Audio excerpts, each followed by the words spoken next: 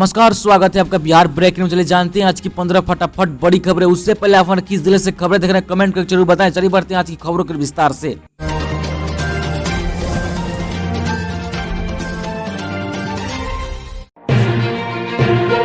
पटना में डेंगू ने 6 साल का तोड़ा रिकॉर्ड। 21 से 30 साल के सबसे अधिक मरीज, 10 साल तक के बच्चे भी अनसेफ। पटना में डेंगू का सबसे बड़ा खतरा 21 से 30 साल वालों में है, वहीं 51 से 60 साल वालों में खतरा काफी कम है। यह खुलासा पटना के शहरी इलाकों में संक्रमण के सरकारी आंकड़े से हुआ है। नवजात से लेकर 51 साल तक के लोगों में संक्रमण की रफ्तार तेज पाई गई है। इसमें पहले नंबर पर जहां 21 से 30 साल वाले हैं, वहीं दूसरे नंबर पर 11 से 12 वर्ष के बच्चे हैं। पीएम मोदी को तेज प्रताप यादव ने दी थी धमकी। ललन सिंह ही नहीं, लालू, राबड़ी और कन्हैया के भी आपत्तिजनक बयान। हाल में ही जनता दल यूनाइटेड के राष्ट्रीय अध्यक्ष ललन सिंह ने प्रधानमंत्री नरेंद्र मोदी के खिलाफ विवादास्पद बयान दिया था। इसे लेकर वे भारतीय जनता पार्टी के निशाने पर है, लेकिन प्रधानमंत्री नरेंद्र मोदी के खिलाफ ऐसे बयान देने वाले बिहारी राजनेताओं में अकेले नहीं है। राष्ट्रीय जनता दल सुप्रीमो लालू प्रसाद यादव ने उन्हें घटिया कहा था, तो उनके बेटे एवं पर्यावरण मंत्री तेज प्रताप यादव ने उन्हें खाल उधारने वालों की धमकी दी थी। बिहार के 50 कांग्रेसी अचानक हुए गायब। मल्लिकार्जुन खड़गे और शशि थरूर को मत देने से पहले हुआ वकाया।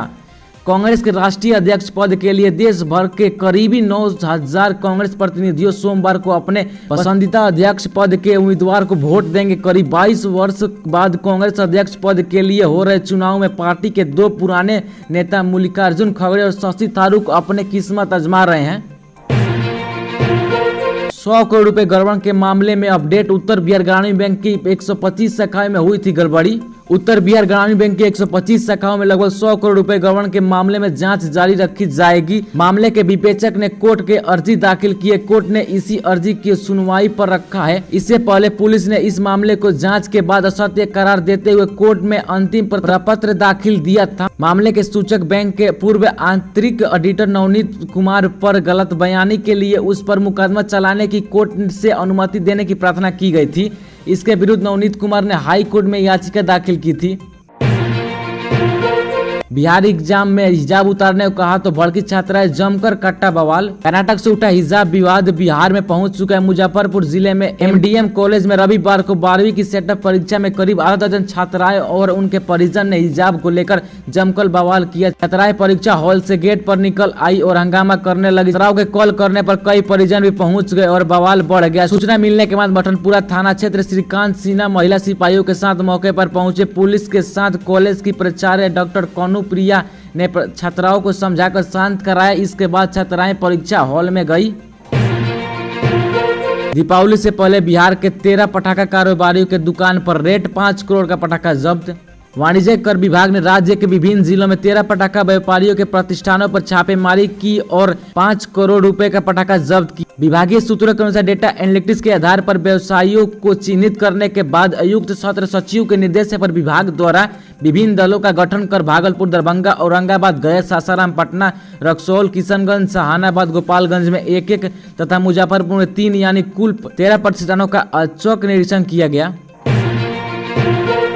IMA की मांग को लेकर तेजस्वी ने किया खारिज का NMCH की मेडिकल सुपरिटेंडेंट का निलंबन वापस नहीं होगा। इंजीनियर बनने का सपना देख रहे युवाओं के लिए एक और मौका। बिहार के सरकारी और निजी अस्पतालों, कॉलेज के बीटेक में खाली बच्चे सीट पर नामांकन के लिए मॉपअप काउंसलिंग का आयोजन किया जाएगा। अभी 7,000 सीटें खाली हैं। इन सीटों को भरने के लिए फिर से मौका दिया गया है। राज्य में करीब 12,000 सीट हैं। बीजेपी का दावा, आरजेडी से नीतीश सरकार ने विध्वंस का सुपारी ले चुके ललन सिंह। अवैध बालू खनन में वर्चस्व को लेकर मनेर में फिर गरजी बंदूकें, इलाके में दहशत। बिहार की राजधानी पटना से सटे बिहटा के अमनाबाद में बालू पर कब्जे को लेकर करीब 10 दिन पहले 2 पक्षों में गोलीबारी हुई थी। इस फायरिंग में उस वक्त मौत भी हुई थी। फिर भी बालू माफियाओं के बीच वर्चस्व की लड़ाई थमने के नाम नहीं ले रही। यहाँ एक बार फिर से मनेर बिहटा सीमा इलाके में अवैध बालू उत्खनन को लेकर बंदूकें गरजी है। बिहार पुलिस ने लोगों को किया सावधान, 5G के नाम पर हो सकता है ठगी, जारी किया हेल्पलाइन नंबर। बिहार पंचायती राज विभाग में बिना परीक्षा मिलेगा नौकरी। 21 अक्टूबर तक कर सकते हैं आवेदन।